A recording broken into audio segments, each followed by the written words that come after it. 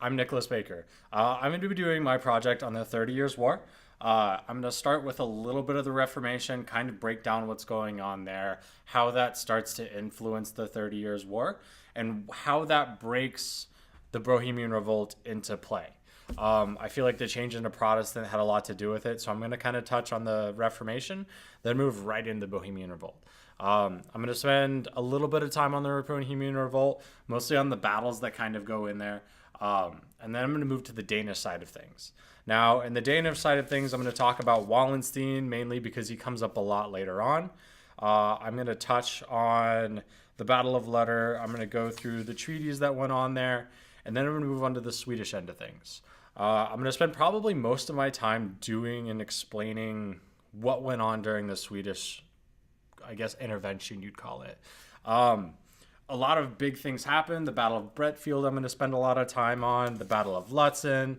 I'm going to kind of briefly touch on the things that were happening in the communities surrounding what life was like, the persecutions that went on randomly. And then I'm going to start going toward the big portion of it, which is the French side of it. I'm going to kind of briefly explain the wars that are going to go on there. I'm going to explain more about the treaties and what they meant and how they, I guess, sourced toward the end of war. So yeah, I hope you enjoy it. And here we go. The Reformation is one of my favorite parts throughout European history. I feel like the Reformation kind of concreted how we viewed religion past that and how the world decided to wage war based on it as well. The artwork that came above it are beautiful. The concepts of just the whole entity, while rather devastating and rather, I guess, bullish, if you will. I think this time really concretes Europe and really shows the value and the strength of a king. King Henry VIII was a rather interesting individual. He kind of took what he wanted, and he wanted things a certain way, and that was pretty obvious. I mean, he essentially wiped away the Christian religion from his household just for the fact that someone wouldn't do what he wanted, right? So I'm going to basically run down through four individuals who I feel are the main categories of the Reformation, and really had to do with the scope with the Reformation leading into the 30 Years' War, right? So I'm going to break it down with Martin Luther. I'm going to move there to John Calvin, and then I'm going to move, of course, King Henry VIII. And then I'm going to kind of talk a little bit about John Knox and the religious laws and beliefs that he was able to bring and put forth toward Protestants.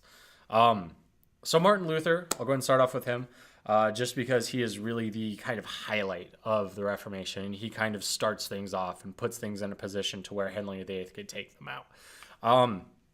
So Martin Luther was a individual who saw the Christian church at the time being, I guess, selfish and money hungry, if you will, for lack of a better word.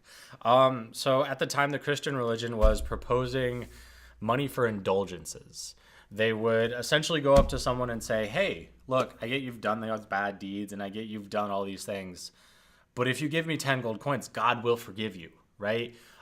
This was big at the time because they were rebuilding the Bastille. And everybody had all these concepts with Pope Clement and all. Why wouldn't he have the money? Because he was essentially the richest guy in all of Europe at the time. But that doesn't really have anything to do with the Reformation. So moving on past that, Martin Luther posted the 95 Theses. And the first two theses, basically what they did was they gave this core value that God intended to deliver and seek repentance, and that faith, along with no deeds, would lead to salvation, right? So basically saying that good is the way towards salvation and not the ability to bribe people and bring things out of people. Martin Luther really saw religion for what it was, and he really praised that part of religion. Now, the Christian religion at the time, like I said, was really money hungry, and that's the concept what he didn't like. So when he posted these theses, he, as legend says, just kind of knocked them right at the door of Wittenberg Church. So when he did this, nobody really took too kindly of it inside the church at the time. So as they went through this, they denied it. And then finally, Pope Leo X finally commissioned three people to do Luther's work. To boil down the three very long paragraphs, they found them incomparable to the churches, right?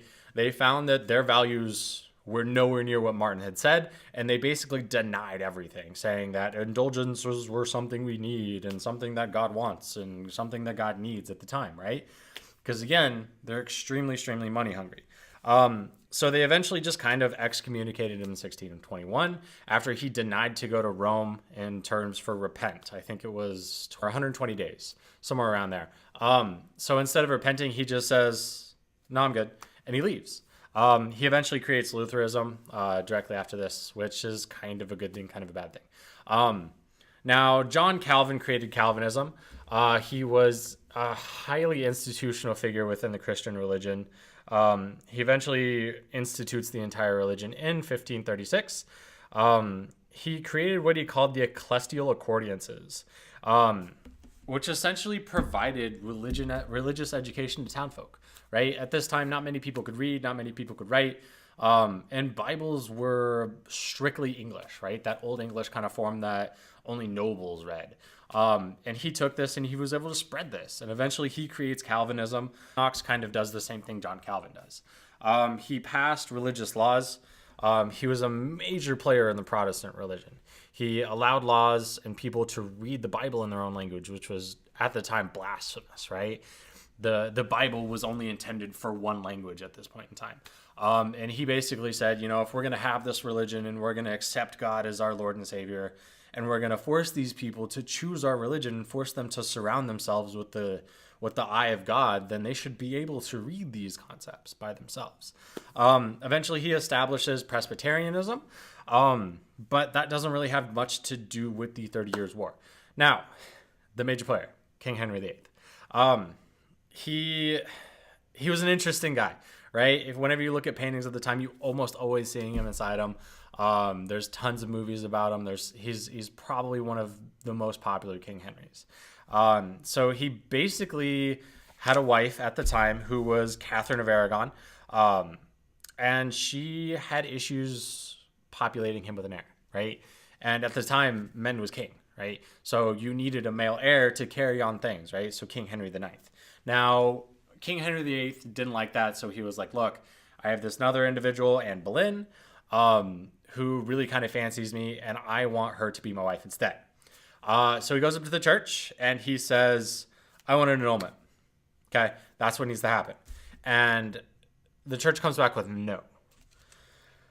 Now, in any other circumstances, this wouldn't be an issue, right? They would say, not a problem. We'll get it done. Here's the paperwork. Sign here, sir. We'll chop our head off. Now, Catherine of Aragon, her nephew was King Charles V of Spain. And at the time, he was a very major player within the politics of the world. So that created kind of a difficult position for Pope Clement VII. So he denied it. And then King Henry didn't really like this. Now, he took this concept and he moved on with it. And after a couple years of Anne Boleyn not wanting to become his mistress because she wanted to be his wife because she knew what that meant, they eventually get the annulment secured. But that doesn't come without a little bit of turmoil, right?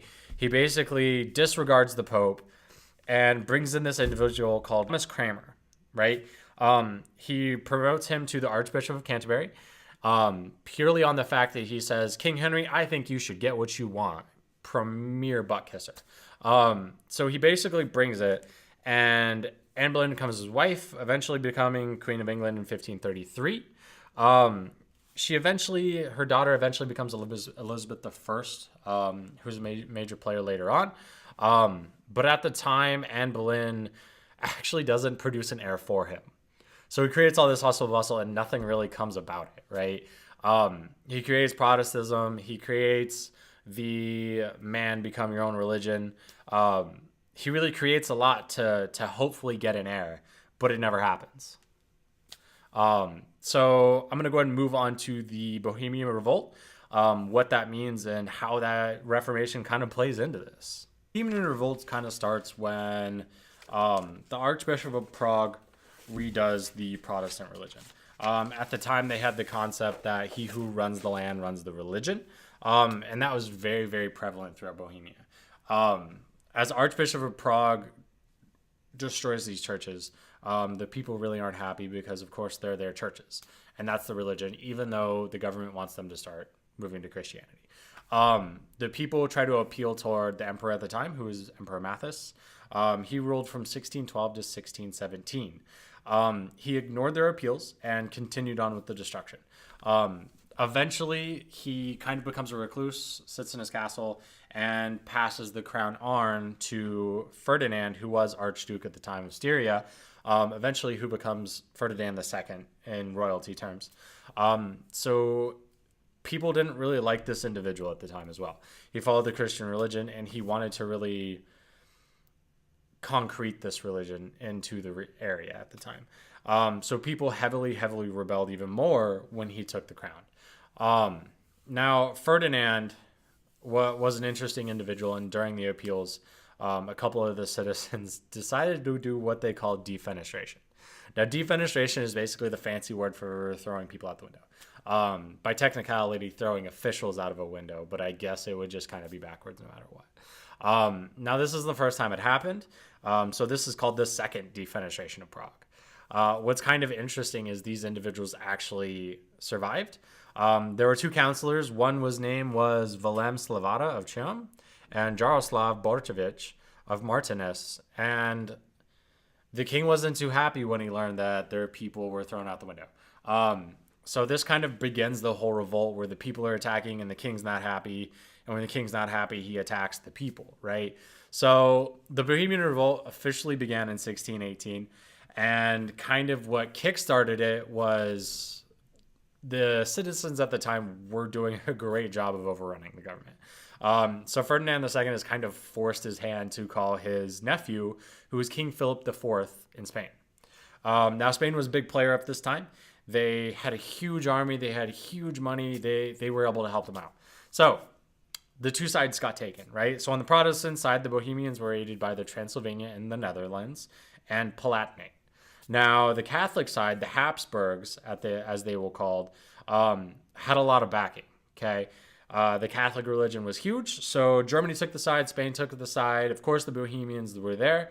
Now, because the Protestants attempted to become into the Protestant Union, this really helped them, right? So as this is going on, as they're trying to get into the Union, as they're trying to get help, King Mathis dies in 1619, and that kind of solidifies what's going on, right? The people know that for a fact that he's not coming back, and that. So the first big battle we're going to talk about is the Battle of White Mountain, which in 1619, it was actually a major Christian victory.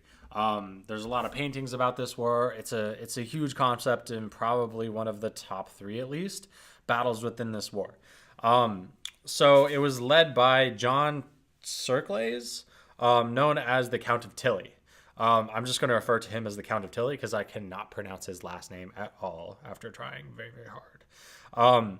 So after all this, they forced Transylvania to make peace after this war. They allowed the House of Habsburg to end constitutional rule in Bohemia and its neighbors to establish an authoritarian government. Officially, the battle lasted 1 to 2 hours and was completely a demolishment. The big concept of the time within wars was using flanks. So the Habsburgs used the flanks to just essentially demolish them, right? It's a huge field, and they just went head on, and then they used the flanks to kind of pincer them. Eventually, this leads to Ferdinand abolishing the Constitution and reenacting a new one later on in 1627, which actually kept on till 1918. When Czechoslovakia was actually fully formed, they got rid of it. So it lasted quite a while. Now, what was kind of interesting, and I didn't really know this before this, was that during the time Pope Gregory XV was creating a new basilica.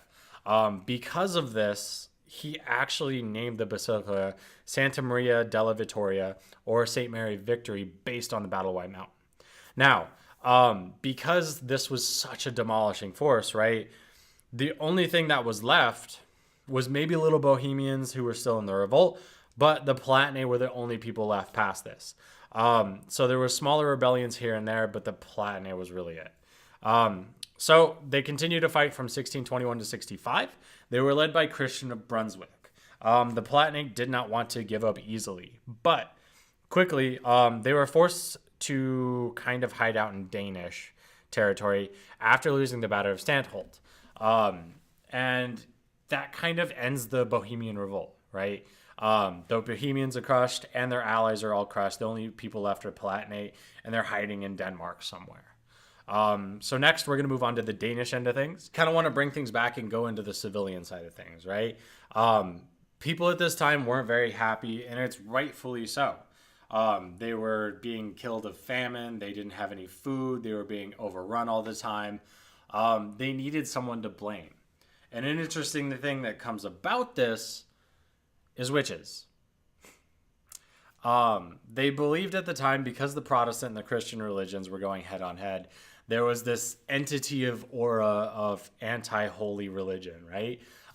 Which incredibly isn't too far-fetched if you think about it, right? At the time, witches were still this thought that went through everyone's mind. They still had concepts of the medieval ages, so it's not far out of the woods. An interesting fact that I found out was that this war is technically one of probably top 5 most deadliest wars in terms of population. World War I was around 14-15%, and this war ran about 12-13%, which at the time was an incredible amount of people. And a major player through that was actually witch hunts. I thought that was kind of an interesting fact to throw in the mix. Now, Sweden began its, I guess, introduction into the war in 1630. An individual named Augustus Adolphus decided to play the role of captain and just kind of charge on in. He was able to go through the port of Stralsund by Colonel Alexander Leslie, as stated before. Now, Gustavus Adolphus was the Kobe Bryant of war in Sweden, right? He'd been around things for almost a decade. He started war when he was 15, 16. He ran with a bad crew, and he was able to change the idea of war in a lot of different ways, right? Most of his army was made up of mercenaries. It was made up of Swedes. It was made up of a lot of people, right? And they had an incredible bond because Gustavus liked war, right? They fought a lot, so they became this kind of brotherhood, if you will, of Swedes. He comes into the land with about 13,000 men originally. Eventually that goes up to the near 40,000s by the end of things. And he created this, I guess, line that Hansen would determine as Western way of war, right? They stood in line and they created a tier system, right? So the first would kneel, the second would crouch, and the third would stand. Basically creating this 3-tiered layer of shooters. Now, Gustavus really enjoyed cannons. He changed the way that war thought about cannons, right? A lot of the destructions in the battles have to do with him destructing the walls first and then being able to go in. The Swedish are deciding to play ball at this point. The Battle of Bretfield starts in 1631. Wow. And it was actually the worst massacre of the 30 Years' War up to date. Over 25,000 were killed, and I think the enemy team ends up losing around 7,000, 8,000. So over 30,000 individuals killed. Huge massacre, right? Happens over, I think, the concept of 3 to 4 days. And Gustavus's army really had a hold of things, right? They was made up of mercenaries, a new type of long-term soldier, right? They went to war with him. They trusted Gustavus, and they enjoyed Gustavus's company in terms of a captain. They trusted him, which was kind of rare at this time, right? People joined up war just for the ability to go pillage and go get gold, and these people knew their money was coming, right? And they trusted Gustavus in this matter. So, as a result, Gustavus really, really liked his guns, his cannons, his handheld guns, and he decides to use these against the castle wall. He eventually gets the castle wall down, and he makes his way through. The part on Count of Tilly's side that he really kind of messes up at is Count of Tilly decides to think he can outmaneuver Gustavus. He sends about 3,000 troops, and he decides to try and flank Gustavus. But his soldiers go way out in the middle of nowhere. They have no idea where they're at, and they're essentially useless throughout this battle and eventually just end up getting slaughtered toward the end. So he was able to use cannons to destroy one of the tower walls and attacked during the middle of morning prayer. So he used the concept of surprise and destroyed the wall and just barged right on through. He had an army of about 40,000 at the time. So a huge, massive amount of people, right? And they really enjoyed the concept of war. So they went into this town, they sacked the town, they killed everybody, and they left. It was just the way the war was. The Battle of Bretfield really showed the ferocity of the Swedes moving on, right? The Swedes had just entered a year ago, and they came in and kicked the Count of Tilly's butt. So the Battle of Rain in 1632 began. Gustavus's army was somewhere in the 40,000 plus range at the time, and he still relied heavily on artillery. The difficult part was because of the terrain and the horses, the cannons were very difficult to move.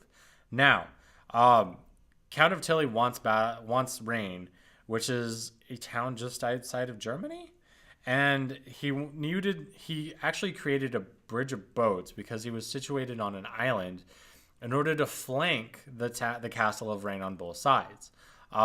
He was able to use this. He only loses about 2,000 in the mix, and Tilly's army was defeated again, and actually Tilly was mortally wounded and killed at this point. So with Tilly out of the way, Gustavus Adolphus is able to kind of just crush on through things and move on through. The Battle of Lutzen occurred in 1632. It's a major battle in the 30 Years' War. The Swedes at this point are on a roll, right? They're marching, they're killing, they're going through here. Now, Gustavus is going to come against the individual I mentioned earlier, Albrecht von Wallenstein. Wallenstein was an incredible general.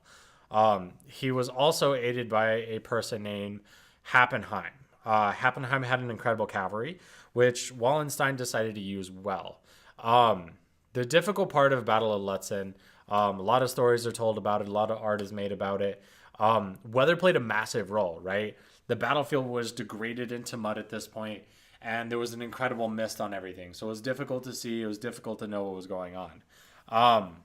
Kind of what happened is that Gustavus uses his cannons to blow past Palpenstein's cavalry, kind of puts a pause on the war, but because of the weather, because of the mist, nobody really knows what's going on, right? People are fighting, people are killing. The Swedes know that they are winning, but in the middle of all of this, Gustavus gets caught, and he actually is on enemy territory. So he gets shot continuously and eventually dies to a blow to the head.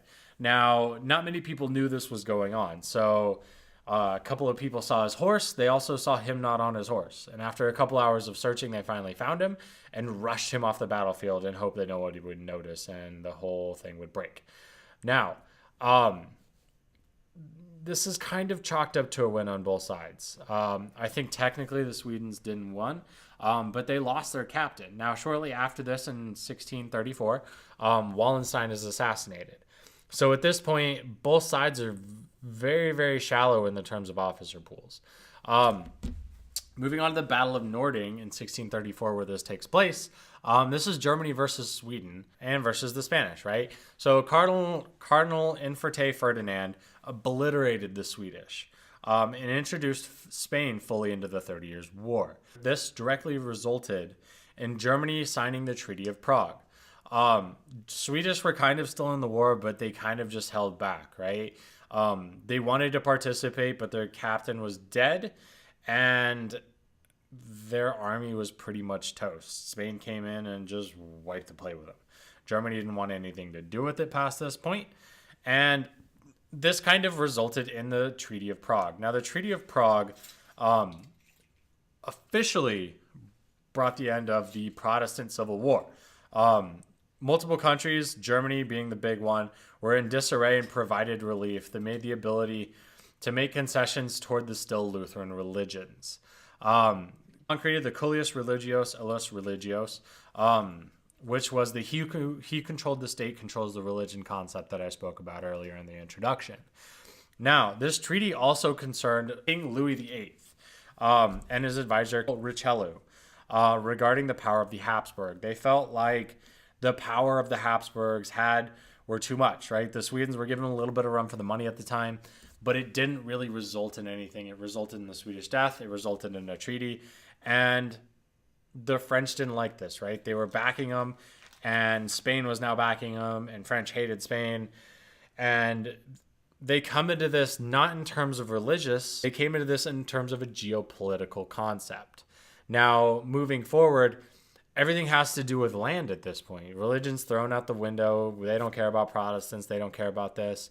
They understand that the war began because of these things, but they don't really matter at this point, right? The French just want to go in there and they want to be the most powerful being, or at least have slightly control over the world, if that makes sense. So the next thing that I'm going to go over is the French interpretation of the war and their coming into the war and how they did and the big battles that came of that. After Sweden kind of bows down, the French decide to come in and play ball. What the French do is after the Treaty of Prague was signed, or the Peace of Prague, they decide to come in because they're backing all of these individuals, right? They were indirectly in the war for years, but they actually officially declare war in 1635 after the signing of Prague. They were actually able to employ a strategy that would face Spain on multiple fronts. They were hoping that if they were to overwhelm them with people, which the French had plenty of, they would be able to win the war versus Spain. This was, of course, part of a much grander scheme of things. The French had been fighting Spain for a long time previous to this, and this was kind of just an introduction to finish that war. So all the way out through 1635, all the way up to, let's just say, 1640, a lot of wars are going on, right? I'm just going to kind of list them off. A lot of these are French victories, a lot of them aren't. But the big consensus that I'm trying to get over here is that the French like to battle. They bring their A game, and they really enjoyed it too. But like I said, at this point, this war is not so much about religion. It's not so much about what had to do with the people. It was more about where the land was and where they wanted the power at. So throughout this, the Battle of Viothro, the second Battle of Brenfield, which actually gave Sweden control of the north, which is probably one of the biggest battles here. It actually laid the lines for where Sweden is now. The Battle of Rocollo, which was a French victory that showed that the Spanish were not invincible, because up to this point, the Spanish were winning a lot. The Battle of Tuttlinger, after the Battle of Rocollo and after the Battle of Tuttlinger, both of them actually died. First began with the Cardinal, and then Louis VIII didn't follow very short after that. Now, moving through this, meanwhile, while they're all fighting, Denmark decides they kind of want to play ball again. They move their way down into Swedish territory, but as the French are fighting the war, they're also bolstering the Swedes at the same time. They eventually give them up to 1 million individuals, which is a heck of a lot, right? So when the Danish decide to come in here, the Swedes just kind of run them over, right? The Danish just pop through and they're like, hey guys, we want to fight again. We're going to come up against you. And the Swedes just go, no, not happening. So it actually resulted in Swedes taking a lot of Danish land again, which the Swedes bolster their land, which what they have now. Now, all in the mix of this, the Fronde is going on, which is the French Civil War. This plays a major battle with how the French perceive the war, right? Louis VIII just died. Louis IX is taking power. People aren't happy in the French, but that doesn't really have much to do with the 30 Years' War and how it compounds into where I'm leading at. So aspects, the Battle of Herzogenrath, the Second Battle of Nordlinger, and then finally with the Battle of Prague. And before I touch on the Battle of Prague, I kind of want to bring all the truces that are coming in here, right? So we have the Truce of Ulm, which joined Bavaria, Cologne, France, and Sweden together. It kind of concreted that relationship and showed people that this was a site that was solidified, right? The Spain didn't want it. They kind of just shoot it away. Now, the Peace of Munster also happened in 1648, which is the same year the Battle of Prague happened. Now, resulting of this, Spanish finally recognized Danish independence. This actually results in Dutch Golden Years, which is an incredible time throughout Dutch and also through Europe. The resolved peace in French and the Holy Roman Empire. So France basically makes friends with everybody and says, hey guys, look, this is getting the end. We're done fighting. Everybody's tired of fighting after 30 years straight of it, right? Countries are dipping in and out. And France just says, look, guys, we're done. We don't want to fight, except for Spain. Nobody likes Spain. Bye, Spain. So this kind of moves on to the Treaty of Augsburg. This actually resulted again in peace with Sweden and the whole rest of the Roman Empire. So as France is dipping in, they're like, hey, you get peace, you get peace. Sweden's in the background, and they have already had Sweden with Bavaria cloned in France. And France says, hey guys, look at my friend. My friend here wants peace. Here's my friend Sweden. And Sweden gets peace again. So moving back to the Battle of Prague. The Battle of Prague was probably one of the biggest battles that ended the war. This resulted in a lot of loss and a lot of moving on. But I'm not going to super touch on it because I feel like the concept of this whole religious battle is done. And at this point, every battle that's moving forward is about land, is about taking here, is about this. And the real concept that we're trying to get at is, as France entered here, and France was a slaughtering machine, right? Them in Spain were just able to send men after men after men after men, with the oppositions had a certain amount, right? The Sweden had a huge army. He lost it. They lost their captain, and they had to back up. But the French don't have this option, right? The French have an incredible amount of men. They have an incredible amount of captains, and they continuously just move on through. So what do we take from the 30 Years' War? A lot happened in the mix. I was kind of broad about a lot of wars on purpose. I felt like the cultural aspect and the religious aspect I was trying to focus on really happened during the Swedish side of things, right? And the Bohemian side of things. This war was started because people weren't allowed to have their own religions, right? And they threw people out of windows because they weren't allowed to have their religions. The amount of things that people would go through just for the concept of religion really bring a new cultural meaning to this part of the world. After all of this happens, right, the Dutch Golden Age is before us, and a lot of prosperity happens after this. It was an incredible war just for the fact that people were able to destroy lands just for the concept of religion, right? It wasn't because someone else made someone mad. It was because people weren't allowed to obey their religion. And all of that kind of began with individuals who saw faults in the Christian world. And with the Christian world at the time, they were used to this higher level of being, right?